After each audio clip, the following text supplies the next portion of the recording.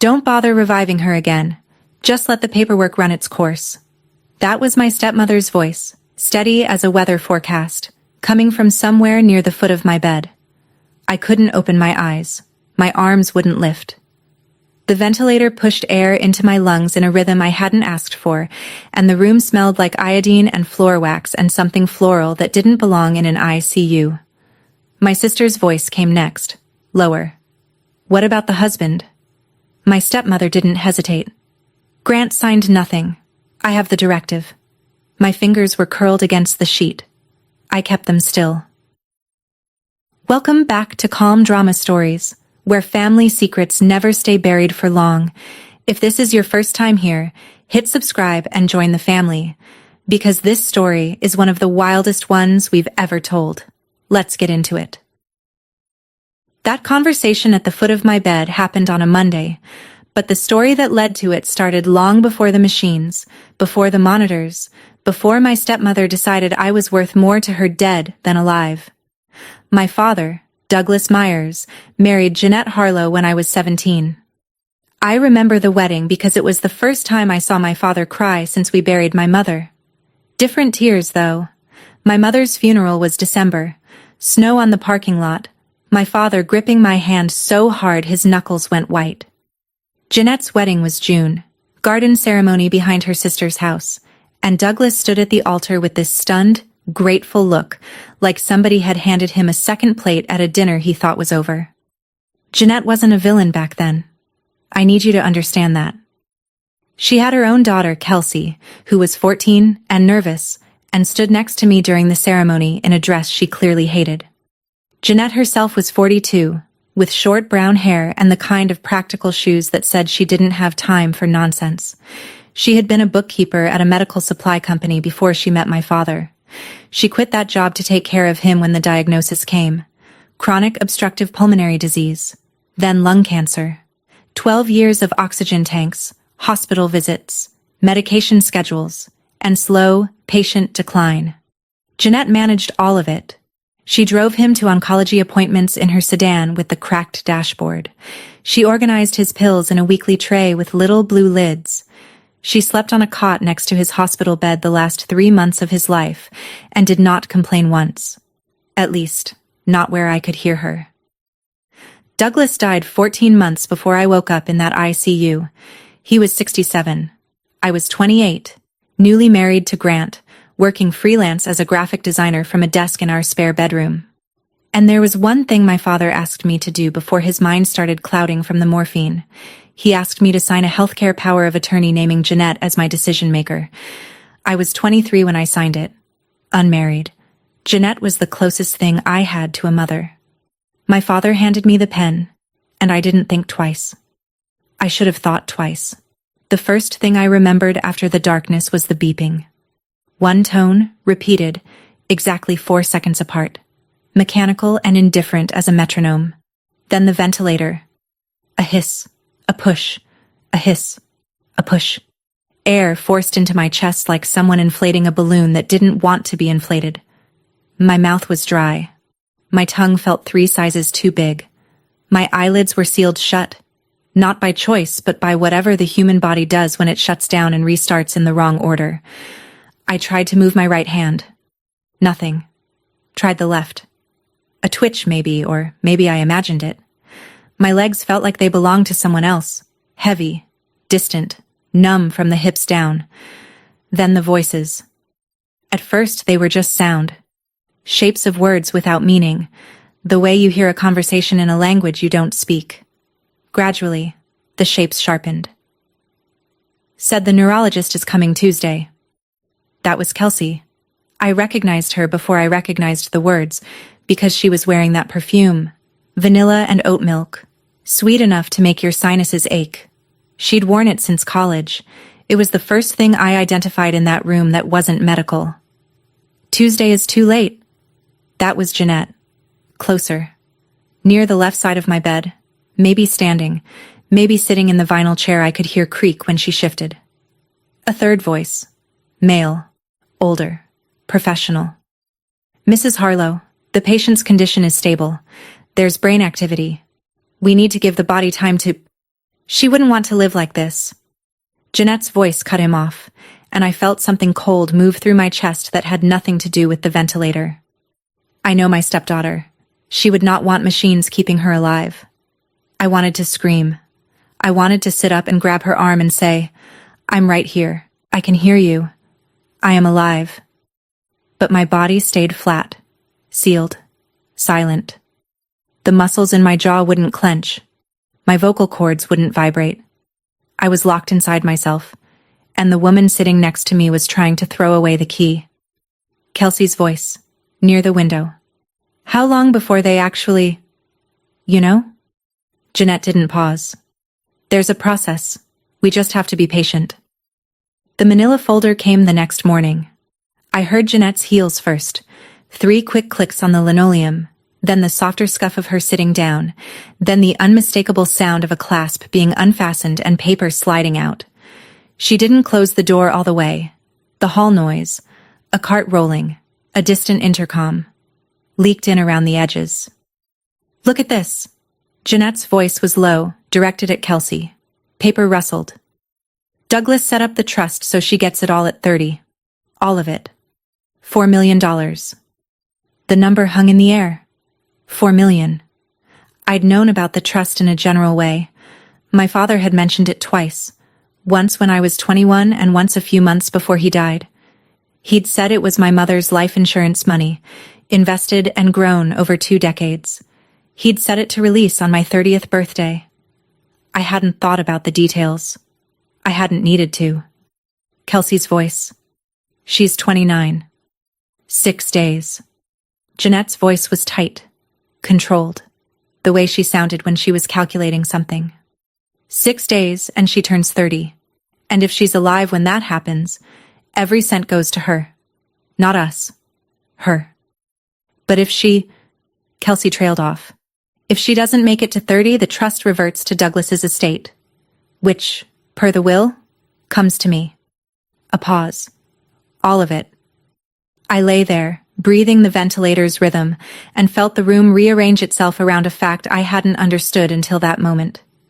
The trust wasn't just money. It was a clock. And Jeanette had been counting the days since the moment I was admitted. 6 days. That was how much my life was worth to the woman who had made my father's soup for 12 years. Not because she hated me, not because I'd done something wrong, but because a calendar and a bank account had aligned in a way that made my death convenient. I heard her close the manila folder and set it on the bedside table. The clasp clicked shut. I felt the weight of it there, 3 inches from my hand, like a verdict someone had already signed. Grant and I had a thing about Tuesdays. It started when we were dating. He was working construction, still is, and his crew ran Monday through Saturday, early starts, long days, the kind of work that leaves your hands raw and your back stiff by Wednesday. But every Tuesday at noon, no matter what, he'd call me. Not text. Call. He said texting felt like leaving a note on someone's door instead of knocking. The first Tuesday he called, I was sitting cross-legged on the kitchen floor eating cereal out of the box and trying to fix a logo for a plumber in Ridgedale who wanted something classy, but also tough. Grant asked what I was doing. I told him. He laughed. He had a laugh that sounded like it surprised him every time it happened. After we got married, the Tuesday calls stayed. Sometimes they lasted 2 minutes, sometimes 20. The content didn't matter. He'd tell me about a beam that came in warped or a new guy on the crew who couldn't read a level. I'd tell him about a client who wanted their website to look more blue, but not blue. We didn't solve anything. We just checked in. The last time I talked to Grant before the accident was a Tuesday morning. He asked if I needed him to come with me to the cabin. Jeanette had called that morning, invited me up for the weekend. Said Kelsey missed me. Said the cabin needed someone young to help with the gutters. I told Grant no. I'd be fine. It was only 2 hours up the mountain. He said, "Call me when you get there." I said, "I always do." Lying in that hospital bed, counting the hours, I kept thinking about that phone call. Grant didn't know I was here. Or rather, he thought he knew. Jeanette had told the hospital he was overseas. She'd called him and said I was stable. Resting. No visitors recommended. My husband was somewhere out there, probably on a job site, probably thinking about calling me Tuesday, not knowing that the woman he trusted to watch over me was measuring the distance between my birthday and my coffin. I didn't know any of this yet. I learned it later. But lying there, I felt Grant's absence like a missing tooth, a gap where something solid used to be. The first time Donna Kowalski walked into my room, I didn't know she would save my life. She came in at 11:47 p.m. I know the time because she said it out loud, the way nurses do when they're logging vitals. 11:47, checking lines, room 412. Her voice was different from the daytime nurses, lower, unhurried, with the kind of steadiness that comes from doing something 10,000 times. Jeanette and Kelsey had left hours ago. The room was dark except for the blue glow of the monitors. The hallway was quiet. That particular middle-of-the-night quiet that hospitals get, where the silence isn't really silence, but a hum of distant machinery and muffled footsteps, and the occasional page over the intercom. Donna talked to me. Not because she thought I could hear her, at least, not that first night, but because it was what she did. 23 years of nursing had taught her, she told me later, that talking to unconscious patients was just good practice. You never know who's listening, she said, and it's a lonely business, being in a coma. All right, sweetheart, let's check your lines. Her hands were warm and dry, and they smelled like betadine soap, that sharp, clean amber scent that every hospital worker carries on their skin. She adjusted the IV drip, checked the ventilator connections, and pressed 2 fingers to my wrist. Professional. Quick. But gentle in a way that felt different from the way Jeanette touched me. Jeanette's hands were cold. Always had been. And when she touched my arm earlier that day, her fingers pressed in a way that felt less like checking my pulse and more like checking my temperature the way you'd check whether a steak was done. Donna wrote something in a small notebook she carried in her scrub pocket. Not the hospital chart, her own notebook. I'd learn later that she kept one for every shift, every patient. Timestamps, observations, things the official chart didn't capture. Little details, patterns. She clicked her pen, slipped the notebook back into her pocket, and paused at the foot of my bed. You hang in there, sweetheart, she said. Then she walked out, her sneakers squeaking softly on the linoleum, and I was alone again in the blue light. I didn't know it then, but that notebook would become the most important document in my life. Day 2. Jeanette and Kelsey came back at 9 in the morning. I'd been awake, truly awake, not just floating, for almost 30 hours.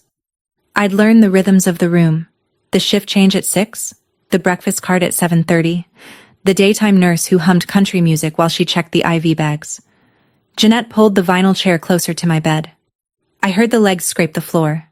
Kelsey was somewhere near the window. I could tell by the angle of her voice and the faint scratch of her thumbnail against her phone case. They were quiet for a few minutes. Then Jeanette said, in a voice barely above a whisper, "The mechanic did exactly what I asked." My heart rate spiked. I felt it. A surge in my chest, fast and hot, like a fist clenching behind my ribs. The monitor beeped faster. 2 seconds between beeps instead of 4. Mom. Kelsey's voice was sharp. The machine. They both went silent. I forced my breathing slower, counted backward from 10 in my head. 1 Mississippi. 2 Mississippi. The beeping slowed. Settled. Kelsey. That was weird. Jeanette. Machines do that. The nurse said it's normal. Kelsey waited a beat then. You said it was just the brakes failing. You told me the brakes failed on their own. They did fail. Jeanette's voice was flat. I just helped them fail. The mechanic loosened the line. It wasn't complicated. Mountain road, steep grade, no guardrail on the first curve. The car does the rest. I lay perfectly still. Sweat had started along the back of my neck, sliding down into the hospital gown, pooling against the pillow. My stepmother had sabotaged my brakes. She had sent me up that mountain road alone, knowing the fawn would give out on the first curve, knowing I'd go through the guardrail or off the shoulder or into the trees. She'd planned it. She'd paid someone, And she was telling her daughter about it 3 feet from my bed, in the same tone she used to describe a recipe. I helped them fail. 4 words. My stepmother had tried to kill me, and now she was sitting close enough for me to smell her lavender hand cream, planning to finish what she started. 41 hours earlier, I was watering a basil plant. It was Saturday morning, early, the sun just clearing the fence line. Grant had left for the job site at 5, a weekend pour that couldn't wait. And I was standing at the kitchen window in his old college sweatshirt, pouring half a cup of water into a terracotta pot that had been sitting on the sill since March. The basil was leggy. I'd been meaning to pinch it back for weeks. My phone rang at 7:15. Jeanette. She sounded cheerful, which should have been my first clue. Jeanette didn't do cheerful without a reason. "Tori, honey, Kelsey's up at the cabin this weekend and she's just been saying how she misses you. The gutters need cleaning, and I thought, wouldn't it be nice if you came up? Just the girls." The cabin was 2 hours north, up past Tillman Ridge, on a road that twisted through the foothills like a ribbon somebody had dropped. My father had bought it before he married Jeanette, a 3-room A-frame with a tin roof and a porch that looked out over a valley full of nothing. I hadn't been up there since the funeral. I said yes. I shouldn't have.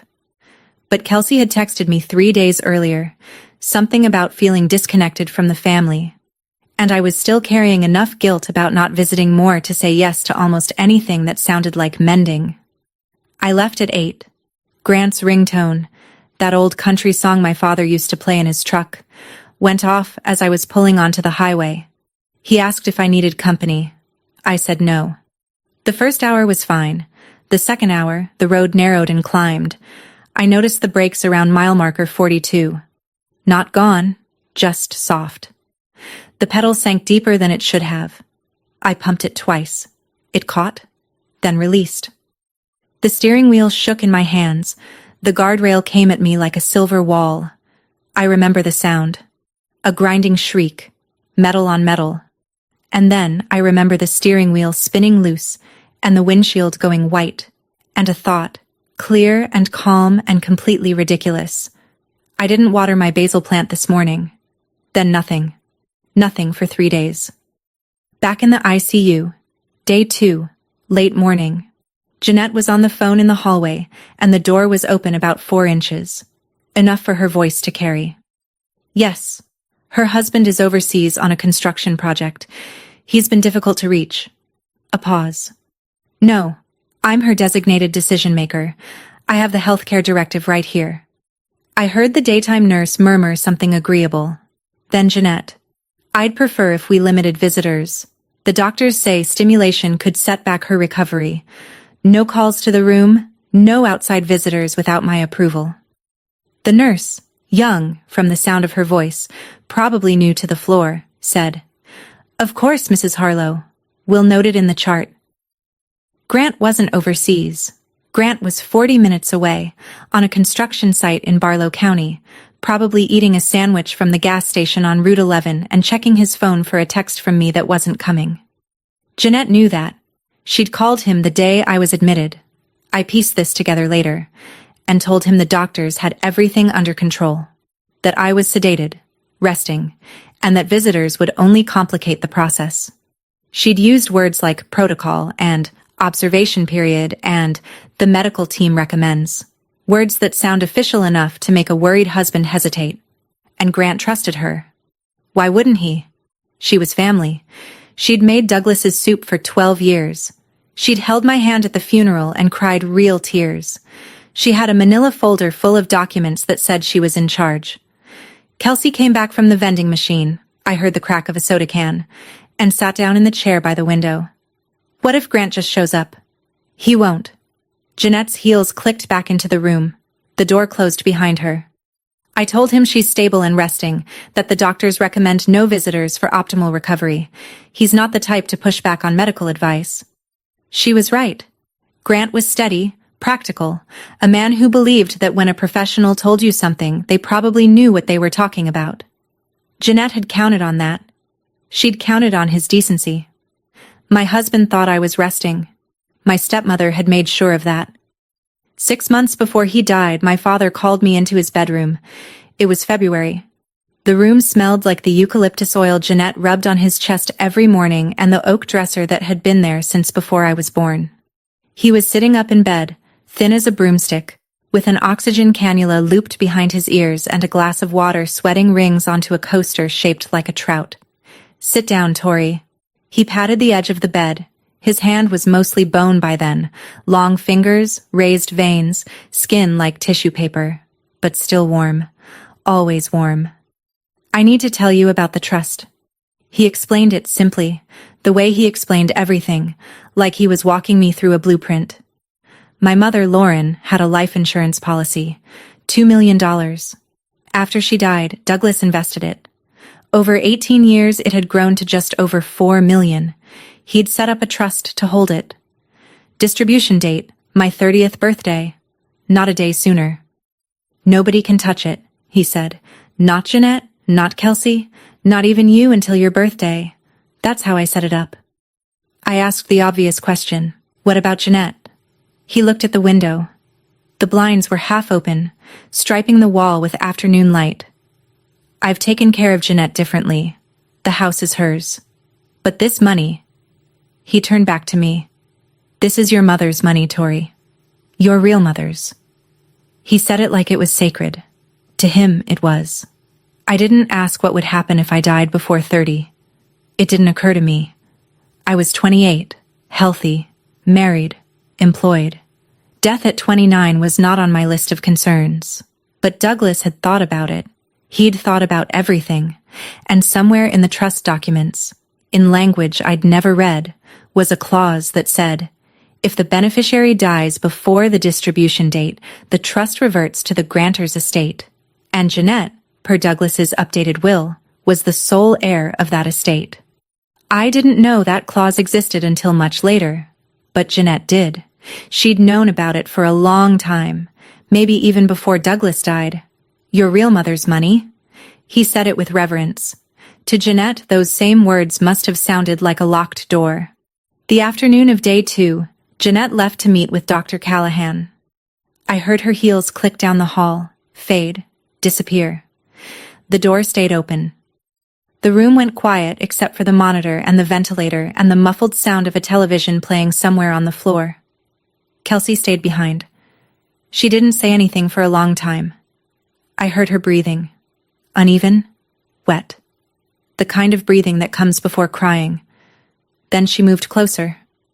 The vinyl chair creaked. Her perfume, that vanilla oat milk, came with her. "Tori." Her voice was barely a whisper. "I didn't want this." She paused. I heard a sniffle, then the sound of her wiping her face with the back of her hand. "Mom said it was the only way. She said you'd never even know. She said the accident would look like brakes just fail sometimes, right?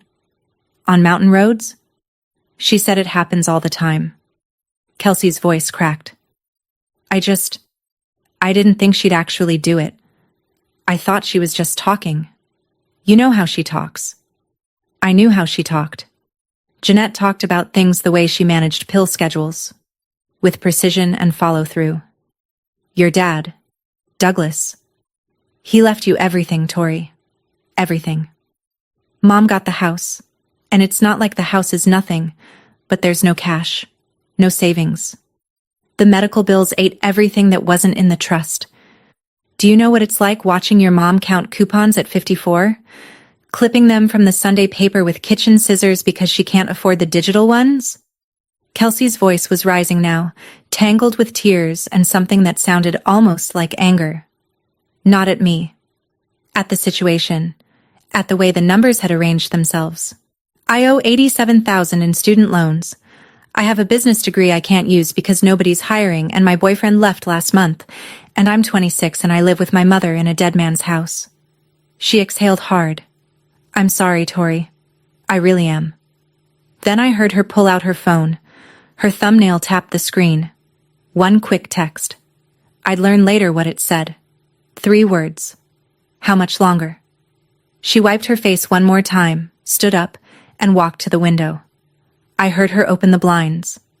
Afternoon light shifted across my closed eyelids, warm and gold and entirely indifferent.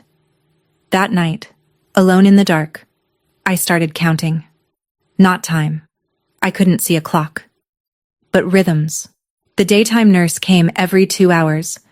She hummed country music and smelled like strawberry hand sanitizer. The shift change happened at 6.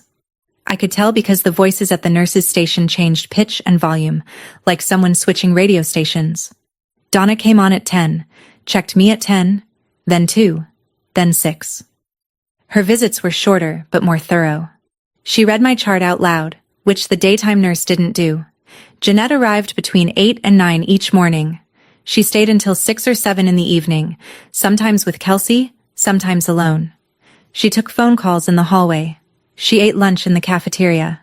I could smell the soup on her breath when she came back. I began to map my day around these patterns.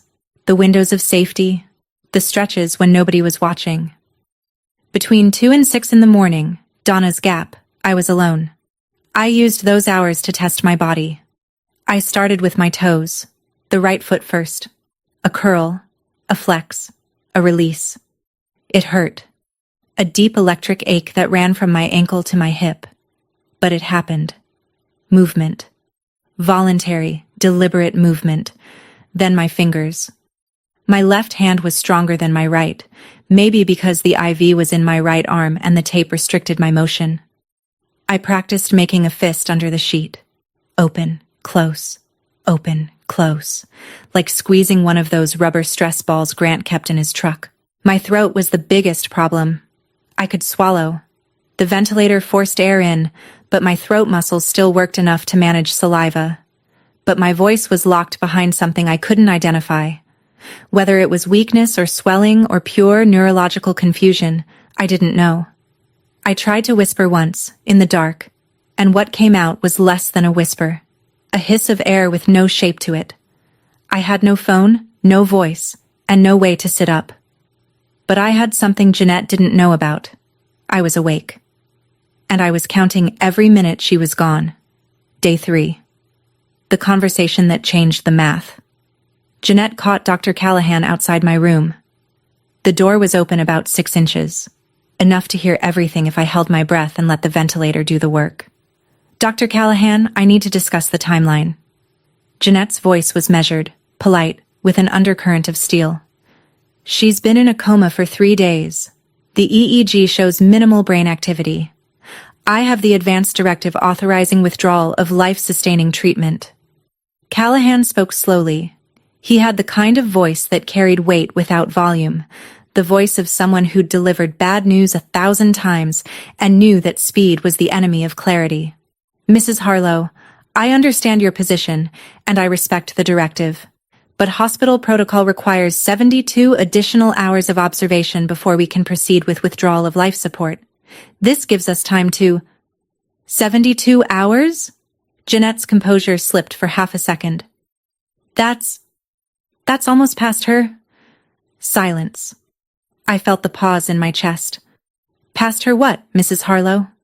A beat. 2 beats. Past what I can handle emotionally. I've been here every day. I need closure. Callahan didn't buy it. I could hear it in the way he paused before responding. Not long enough to be rude, but long enough to be deliberate. 72 hours is standard, ma'am. I'll schedule the evaluation for Thursday morning. If the results are unchanged, we'll discuss next steps then.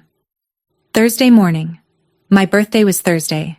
72 hours from Wednesday morning was, roughly, Thursday at dawn.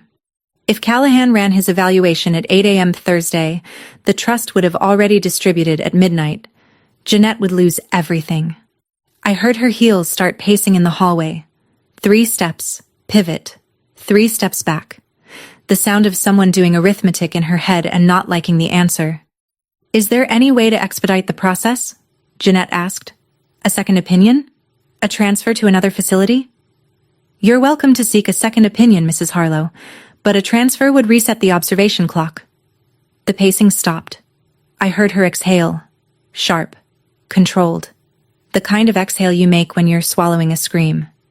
72 hours. I didn't know if that was enough time, but it was all I had. Night 3. 9:15 p.m. The hallway was quiet. past visiting hours. But Jeanette had used the healthcare directive to get after-hours access. She and Kelsey came in together.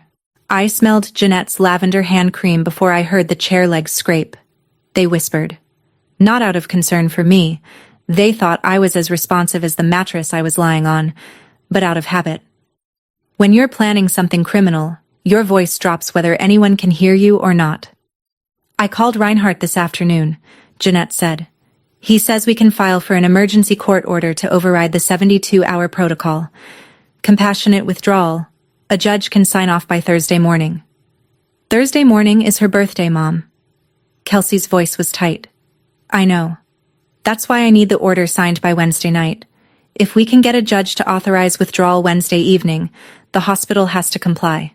She'll be gone before midnight. If you've ever had to lie still while someone planned your death 3 feet from your face, I can tell you this. Your body wants to scream. Every muscle, every nerve, every fiber that evolution spent 1,000,000 years building, all of it screaming move, fight, run. But the part of your brain that kept our ancestors alive in the tall grass, the part that knows sometimes the only way to survive is to play dead, that part says, don't. Move. I didn't move. Kelsey. What if she wakes up before then? She won't. The doctor said brain activity is minimal. She's gone, Kelsey. We're just making it official. She's gone. We're just making it official. My stepmother was writing my eulogy while I counted the seconds between her breaths. Peppermint tea. That's what her breath smelled like that night. She'd had peppermint tea in the cafeteria, and she was sitting close enough for me to feel the warmth of each exhale on the back of my hand. I had a deadline now. Wednesday night. Less than 36 hours. If I couldn't find a way to get word out before Jeanette got that court order, she'd have legal authority to end my life with a judge's signature and a doctor's nod. I clenched my fist under the sheet. Just once. Then I opened it. And I waited for Donna. I know what you're thinking right now. Why didn't I just open my eyes and scream? Why didn't I move? If you've ever been trapped in a body that won't listen, you already know the answer. Your muscles don't cooperate. Your voice hides behind a wall you can't break through. But here's what I need you to know. I was fighting. The only way I could. If this story is hitting close to home for you, drop a comment below. And if you haven't already, hit subscribe. Because what happens next is going to change everything. 2:14 a.m., Donna's second check of the night. The room was dark. The monitors cast that blue-green glow that made everything look underwater. Donna came in quietly, she always did. But tonight she moved slower than usual. She adjusted my IV line, checked the ventilator readout, and then did something she hadn't done before. She lifted my left hand to check the pulse point at my wrist. My finger twitched. It wasn't planned. It wasn't strategic. My body just did it. A spasm. A flutter.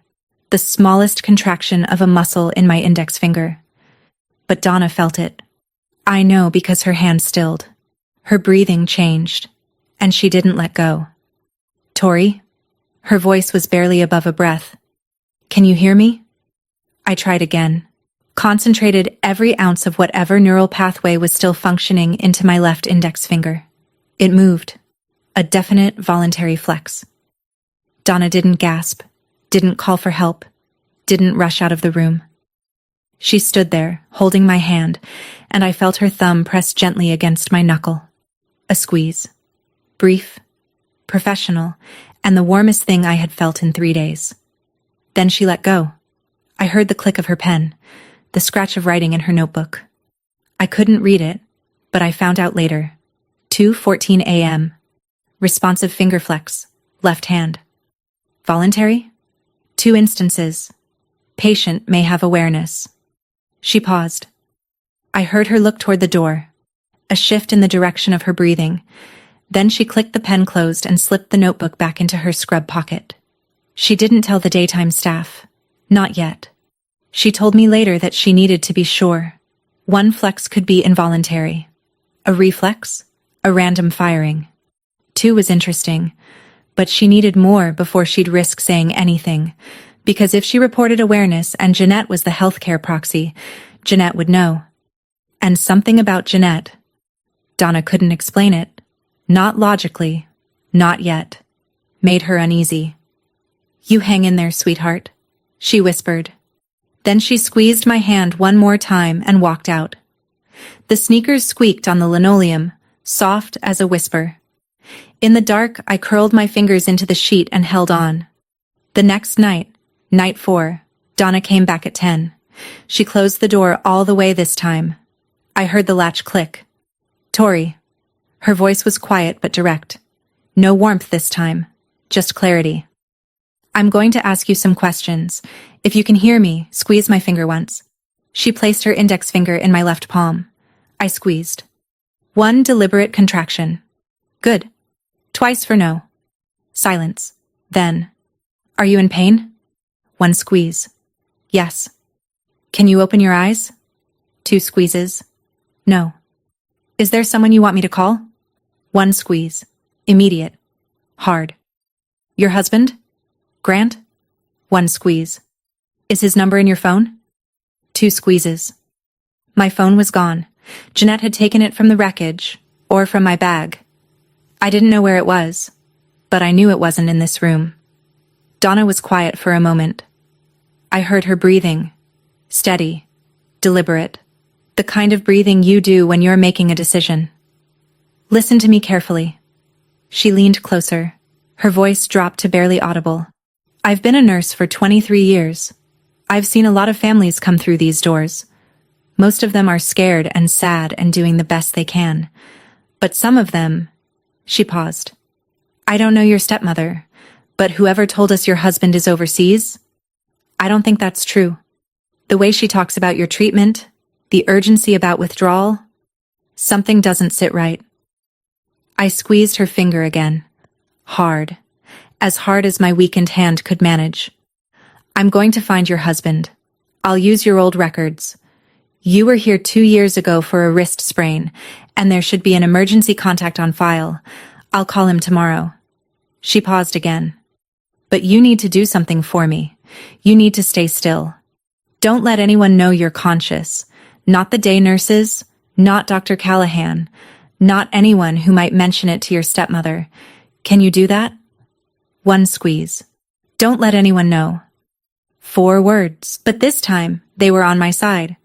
She patted my hand, stood up, and opened the door. The hallway light cut a thin rectangle across the floor. Then she was gone, and I was alone again. And for the first time in 4 days, I felt something other than fear. I felt like somebody knew. Wednesday morning, day 5, the day before my birthday. Jeanette arrived at 7, earlier than usual. I heard her before she reached my room, talking on the phone in the hallway, her voice clipped and businesslike. The Jeanette she showed the nurses was soft, grief-stricken, a devoted stepmother struggling with an impossible decision. The Jeanette on the phone was someone else entirely. "I need the order signed today," she said. "Not tomorrow. Today. I was told the judge could have it ready by..." Pause. "Wednesday evening." "Yes, I'll come to the courthouse if I have to." Another pause. Longer. "Because every day we wait is another day she suffers. That's what I'll tell the judge. Compassionate withdrawal. Compassionate. She used that word like a tool. Something you pick up, use, and put back in the drawer." Jeanette ended the call and came into the room. I heard Kelsey arrive a few minutes later. The vanilla oat milk, the soda can, the phone case scratch. "The lawyer says we can get a court order by tonight," Jeanette told Kelsey. "The judge has agreed to an emergency hearing. Compassionate grounds." "Tonight?" Kelsey's voice was thin. That means we go to the hospital tonight with the order. Dr. Callahan has to comply. The withdrawal begins before midnight." Jeanette paused. "And by morning, it's done." "Thursday morning is her birthday, Mom. I know what day it is, Kelsey." The words landed in the room like stones dropped into a pond. I felt the ripples in the silence that followed. "Can't we just..." Kelsey started. "No." Jeanette's voice was flat. "We can't just wait. If she turns 30, we get nothing." Not a cent. Do you understand? Your student loans, my medical bills, the mortgage payments Douglas stopped making when he died. None of it gets paid. We go back to counting coupons. Is that what you want? Kelsey didn't answer. Wednesday night. That was the new deadline. Not 72 hours. Jeanette had found a way around the protocol. A judge, a court order, a piece of paper that would authorize the hospital to pull my ventilator before the clock struck 12. I had maybe 12 hours. Donna had maybe 12 hours. My birthday was tomorrow. Jeanette wanted me dead by tonight. It was Tuesday. I didn't know that at the time. The days had blurred into one long fluorescent hum. But it was Tuesday. And on Tuesdays, Grant called. He didn't call me because my phone was gone, and the hospital had been told not to let calls through. But he was about to get a call from someone else. Donna found Grant's number in the hospital's records. My emergency contact from a wrist sprain 2 years earlier. She called from the nurse's break room during her lunch break at 12:15, which she told me later was the only window she had that wasn't monitored by the charge nurse on the day shift. Grant picked up on the second ring. He always did on Tuesdays. Donna told me the conversation lasted 4 minutes. She spoke first. Mr. Myers, my name is Donna Kowalski. I'm a registered nurse at Ridgeview Medical Center. Your wife, Tori, is in the ICU. She's been here since Saturday. Silence. Then Grant's voice, breaking apart. What do you mean she's in the ICU? Her stepmother called me. She said Tori was stable, resting. She said the doctors recommended no visitors. Sir, who told you that? Jeanette Harlow. She called me Saturday night. She said... He stopped. Donna heard him breathing. Hard. Fast. She said there was nothing to worry about. Donna waited. She told me later that she could feel the anger building on the other end of the line, the way you feel a storm coming before you see the clouds. Is my wife alive? She's alive. And she's awake. More silence. Donna let it sit. I'm coming, Grant said. Don't come to the front desk. Her stepmother has restricted visitor access. Come to the east entrance, 4th floor, after 10 p.m. tonight. I'll meet you at the stairwell. Is she... His voice caught. Is she okay? Donna paused. Then carefully. She squeezed my hand, Mr. Myers. Twice. 3 words before he hung up. Donna told me about them that night, sitting beside me in the dark, her voice steady and warm. He said, She's my wife. Grant was at the east stairwell by 9:47 p.m., 20 minutes early. Donna said he was still wearing his work boots, and there was concrete dust in his hair. Donna led him down the hallway. I know this because I heard them. 2 sets of footsteps, one soft-soled and familiar, one heavy and slightly too fast, the sound of a man trying not to run. The door opened. The room was dark. Donna closed the door behind them and said, in a voice barely above a whisper, She can hear you. Go ahead. Grant's footsteps crossed the room. He stopped at my bedside. I could smell him. Concrete dust, sweat, the faint cedar soap he used every morning, and the smell undid something inside me that I'd been holding together for 4 days. My throat ached. My eyes burned behind my sealed lids. He knelt. I felt his knees hit the floor, felt the mattress shift as he leaned forward. Then his hand, rough, large, warm from running through the parking lot, wrapped around my left hand and held on. I'm here. His voice was thick, cracked in the middle, the voice of a man fighting everything in his body to stay quiet. I'm here, Tori. I'm not leaving. I squeezed his hand. One squeeze, the hardest squeeze I'd managed since I woke up. I heard him exhale, a shaking, uneven breath, and then silence. The kind of silence that happens when someone is crying without making a sound, shoulders trembling, jaw clenched, tears falling on hospital sheets. Donna gave him a minute.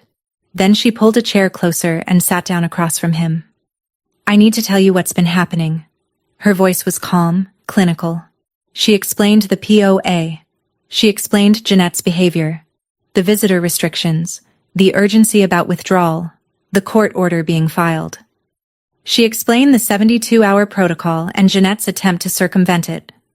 She explained what she had heard through cracked doors and noted in her notebook. Grant listened. I felt his hand tighten around mine as each piece fell into place. When Donna finished, the room was quiet. Then Grant said, "What do we do?" "You call a lawyer," Donna said. "Tonight. Preferably one who specializes in trusts and estates. And then you call the police." Grant didn't let go of my hand for the rest of the night. He sat in the vinyl chair until 5 in the morning, when Donna told him he needed to leave before the day shift arrived. He stood up, pressed his lips to my forehead, and whispered something I'll keep between us. His hand was the last thing I felt before he left. Rough, warm, steady. Not letting go until the very last second. Wednesday morning, 7:15. Grant had left at 5. I was alone. The door opened. No knock. The first thing I noticed was the perfume, vanilla oat milk, and my eyes clamped shut hard enough to hurt. Kelsey sat down. She didn't say anything for a long time. I heard her set down a cup of coffee, the cardboard scrape on the bedside table, and shift in the chair. Then she leaned forward. She was close. Close enough that I could feel her breath on my face, warm with coffee and something sour underneath. She was looking at me. I could feel the weight of her gaze like a hand pressed against my cheek. Your eyelids moved. My heart rate spiked. I felt it. A lurch. A stammer. And I prayed the monitor wouldn't betray me again. I kept my face blank, relaxed my jaw, let my breath follow the ventilator's rhythm. In, out, in, out. Kelsey was quiet. The monitor beeped. 4 seconds. 4 seconds. 4 seconds. She said it like she was deciding something. I heard her lean back in the chair, then forward again. Her hand touched my wrist. Light. Uncertain. Not like a nurse. More like someone poking a fire they think might still be lit. I didn't move. Not a flicker. Not a twitch. I emptied myself out, let every muscle go slack, let my face become the face of someone who was already gone, the way Jeanette wanted me to look. Kelsey stood up. Her chair scraped the floor. I heard her walk to the doorway and stop. "Mom," her voice in the hallway. I think she might be more responsive. Her eyelids moved, and her heart rate went up for a second. Jeanette's voice came back, distant but clear. "That's just reflexes. The doctor said it happens. Involuntary eye movement, heart rate fluctuations. It doesn't mean anything. Don't worry about it." It looked like she was... "Kelsey." Jeanette's voice hardened. "She's not awake. The neurologist confirmed it. She's not coming back." Kelsey didn't argue, but she didn't leave the doorway either. She stood there for another 10 seconds.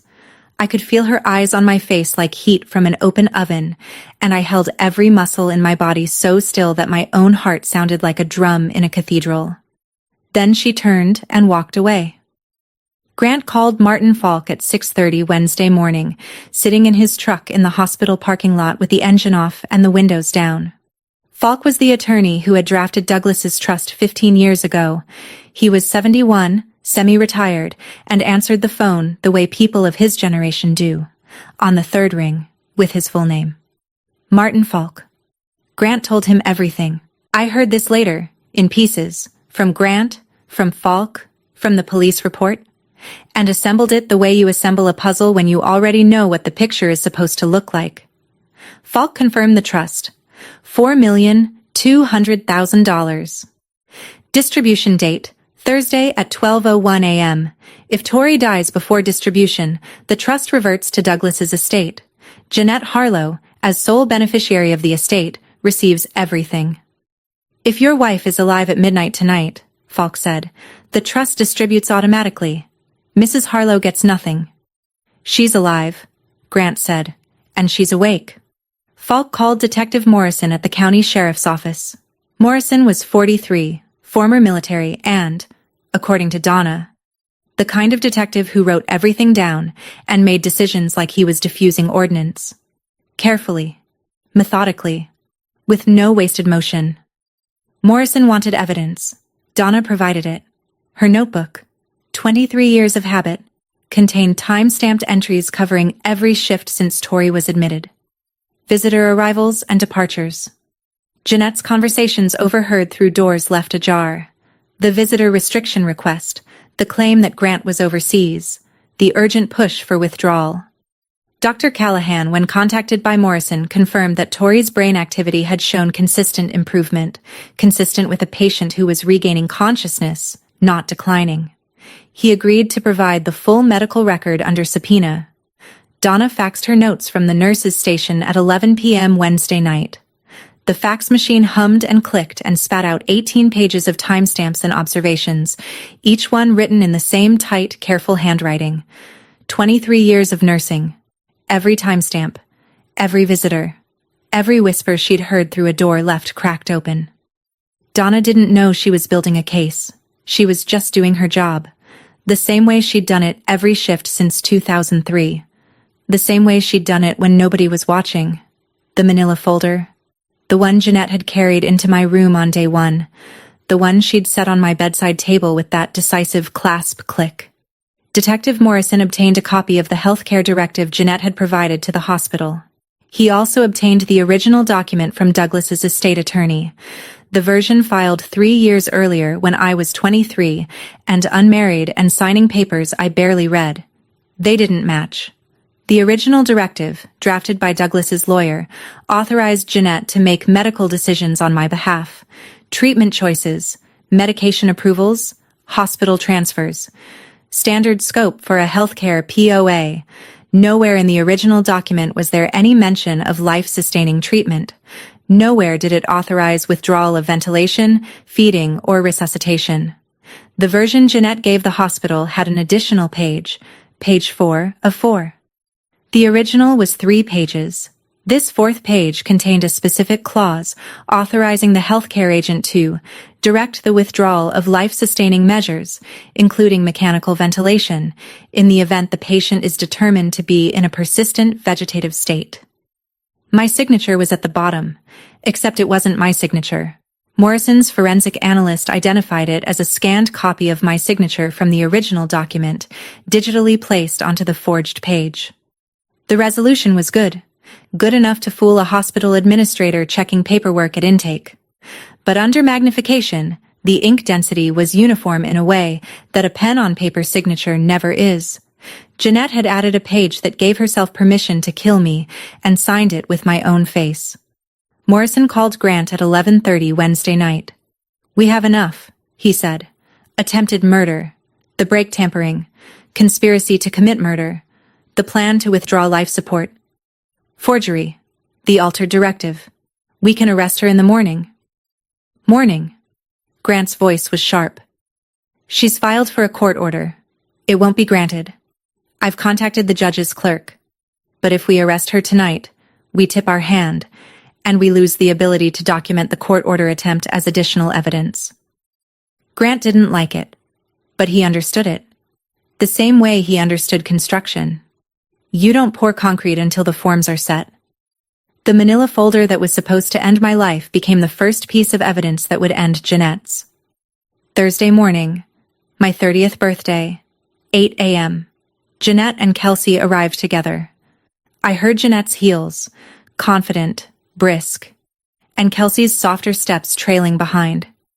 Jeanette was carrying papers. I heard them rustling in her hand. "We need to speak with Dr. Callahan," Jeanette told the nurse at the station. "I have a court order authorizing—" The door to room 412 opened, but it wasn't Dr. Callahan who walked in first. It was a man in a dark jacket who said calmly and clearly, "Jeanette Harlow?" "Yes? Who are—" "Detective Morrison, County Sheriff's Office.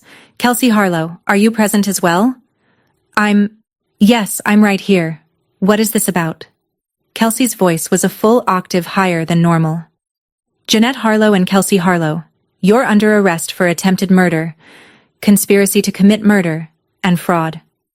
The room went silent. Not hospital quiet. Silent. The kind of silence that swallows sound. "This is absurd." Jeanette's voice was tight, controlled, but I could hear the edges fraying. "She's in a coma.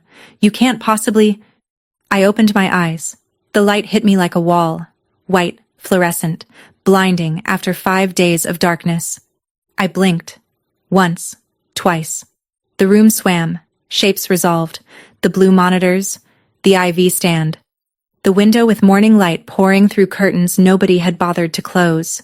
And Jeanette, standing at the foot of my bed, manila folder in one hand, court order in the other, mouth open, no sound coming out. I looked at her. I didn't speak. I didn't need to. 5 days of silence, and everything I had to say was in my eyes. Behind her, 2 officers in uniform stepped forward. One of them read the Miranda rights.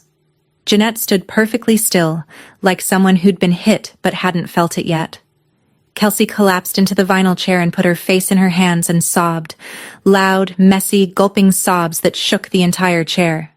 Grant appeared in the doorway. He was wearing the same work boots from Tuesday night. Concrete dust still in the cuffs. Donna stood beside him, technically off shift, still in yesterday's scrubs. Dr. Callahan came last, his expression the careful blank of a man who'd just learned what his patient's family had really been planning. Jeanette looked at me. I looked at her. Neither of us blinked. Then they led her out of room 412, and the morning light stayed exactly where it was. 2 hours later, a man I'd never met walked into my room carrying a leather briefcase and a birthday card. Martin Falk was 71 years old, thin, with wire-rimmed glasses and the posture of someone who had spent 5 decades reading documents. He set the briefcase on the rolling table, opened it with 2 precise clicks, and pulled out a folder, not manila, white, with a blue tab marked Myers Trust. "Happy birthday, Tori." He said it without sentimentality, the way a notary stamps a document. A fact, not a greeting. Grant was in the chair beside me, his hand wrapped around mine the way it had been since the police left. Donna was by the door. She'd refused to leave until Falk arrived, even though her shift had ended 9 hours ago. "As of 12:01 a.m. this morning," Falk said, adjusting his glasses and reading from the trust instrument, "the Douglas R. Myers Irrevocable Trust has fully vested in the sole beneficiary, Tori Lauren Myers. The total value of the trust, as of the most recent quarterly statement, is $4,217,000. He looked up. "It's yours. All of it. No conditions, no contingencies. Jeanette Harlow has no claim. The Slayer statute, which your father's attorney included in the trust terms, would have disqualified her even without the criminal charges." He paused. "Your father thought of everything, Mrs. Myers." I stared at him. My throat was raw. The ventilator had been removed 2 hours earlier, and every breath felt like swallowing sandpaper. But I managed one word. The first word I'd spoken in 5 days. "Thank you." Then I looked at Donna. She was standing against the wall, arms crossed, watching the scene with the expression of someone who'd been doing this for 23 years and had stopped being surprised by anything except this. Her eyes were wet. Just barely. The kind of wet that a woman like Donna would blink away before anyone noticed. "Both of you," I said. My voice was gravel, barely audible, but the room was quiet enough. Donna nodded, a small smile. Then she turned for the door. "For the record," she said over her shoulder, "your vitals were never as flat as they told me." Her sneakers squeaked down the hallway until the sound disappeared, and I held Grant's hand and watched the morning light move across the ceiling of room 412, and thought, I'm 30. The recovery took longer than the crisis. 3 weeks in the hospital. 2 months of physical therapy at a clinic on Magnolia Street, where the waiting room always smelled like lemon disinfectant and someone had taped motivational posters to every available wall surface. My legs came back first, shaky, unreliable, like learning to walk on a boat. My voice took longer. The vocal cords had been strained by the ventilator tube, and for weeks I sounded like I'd gargled gravel. Grant said he didn't mind. He said he'd listen to me read the phone book if it meant I was talking. Jeanette's case moved through the system the way these things do. Slowly, methodically, with a lot of paperwork. The charges were severe. Attempted murder, based on the brake tampering, The mechanic she'd hired folded within 48 hours of questioning. Conspiracy to commit murder, based on the documented plan to withdraw life support before the trust distribution. Forgery, for the altered healthcare directive. The forensic analysis of the document was definitive. Jeanette's bail was denied. The judge cited flight risk and severity of the charges. Kelsey took a plea deal. Conspiracy to commit fraud. Accessory after the fact. Her attorney argued she was under her mother's influence, which was partially true and partially convenient. She cooperated fully, provided text messages, confirmed the timeline, testified about conversations I'd already heard from my hospital bed. The judge gave her 3 to 5 years. She wrote me a letter from county detention. It was 4 pages long, handwritten, on yellow legal pad paper. She apologized. She explained. She asked if I could ever forgive her. She talked about her student loans and her mother's medical bills, and the feeling of watching Douglas's money go to someone else while they counted coupons. I read it. Every word. I didn't write back. Not because I was angry, though I was, for a long time, but because some relationships can't be repaired with a letter any more than a car can be fixed with an apology. The damage was structural. You don't tape a cracked axle. The house Douglas left Jeanette was subject to forfeiture proceedings once the conviction went through. The court determined the bequest was made under conditions that preceded the criminal conspiracy. I sold it and added the proceeds to my trust. My mother's money, my father's house. All of it finally where it was supposed to be. Some bridges don't need to be burned. They just need to stay exactly where they are, with nobody crossing them. 6 months later, I was sitting at my desk. The spare bedroom was still the spare bedroom. Same desk, same window, same view of the backyard. But it felt different now. I'd repainted the walls. Pale green, like sage. Grant said it looked like a doctor's office. I told him it looked like a room where someone was still alive to pick paint colors. The graphic design project on my screen was for a bakery in Cooperton. They wanted a logo. Something warm. Something with flour on it. I was on my 3rd draft, and none of them felt right. But I wasn't frustrated. I was just working. Working felt like breathing. Ordinary, automatic, and entirely precious. My phone rang at noon. Tuesday. Grant's number. Hey. His voice was calm, steady, the voice of a man calling from a lunch break at a construction site with sawdust on his sleeves. How's the logo? Flowery. He laughed. That laugh. The one that still surprised him every time it came out. Want me to bring home anything? Just you. Deal. I hung up and looked out the window. On the kitchen sill, where it had always been, the basil plant sat in its terracotta pot. I'd repotted it in August, after the old pot cracked during a heat wave. The new pot was slightly larger. Room to grow. The basil had taken to it immediately, the way living things do when you give them a little more space. I thought about that Saturday morning, the last normal morning, the one before the mountain road and the failing brakes and the 5 longest days of my life. I'd been standing at this window pouring half a cup of water into that pot, and my biggest concern was whether to pinch back the leggy stems. Then Jeanette called, and I said yes. I got up from the desk and walked to the kitchen. Cut 3 leaves from the basil with a pair of scissors. Set them on the cutting board for tonight's dinner. The leaves were bright green, almost translucent in the afternoon light. The color of something that had survived a drought and come back thicker. The basil was growing. So was I. 1 year later, I went back to the hospital. Not as a patient. I walked through the east entrance, the same one Grant had used that Tuesday night, and took the elevator to the 4th floor. The hallway was the same. The linoleum, the muffled intercom, the particular hum of machines behind closed doors. It was 10 p.m. Donna's shift. I waited by the stairwell. I was holding a box. White, rectangular, tied with a simple ribbon. Inside were a pair of nursing shoes. Good ones. The kind with memory foam insoles and reinforced arches, because I'd looked up what nurses wanted, and the answer, apparently, was always better shoes. Donna came around the corner at 10:12, scrub-clad, notebook in her pocket, stethoscope around her neck. She saw me and stopped. "Tori." She said my name like she was confirming a diagnosis. "Hi, Donna." I held out the box.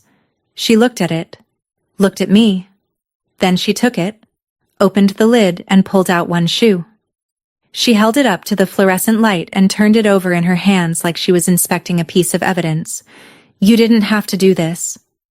You didn't have to squeeze my hand at 2 in the morning, but you did." She looked at me for a long moment. Then she put the shoe back in the box and tucked the box under her arm. We hugged, short, tight. The kind of hug between two people who know that anything longer would require a conversation neither of them was ready to have. "Get out of here," she said, but she was smiling. "I have patience." I walked back down the hallway, past room 412. Someone else's room now, someone else's monitors, someone else's fight. Through the east entrance, into the parking lot.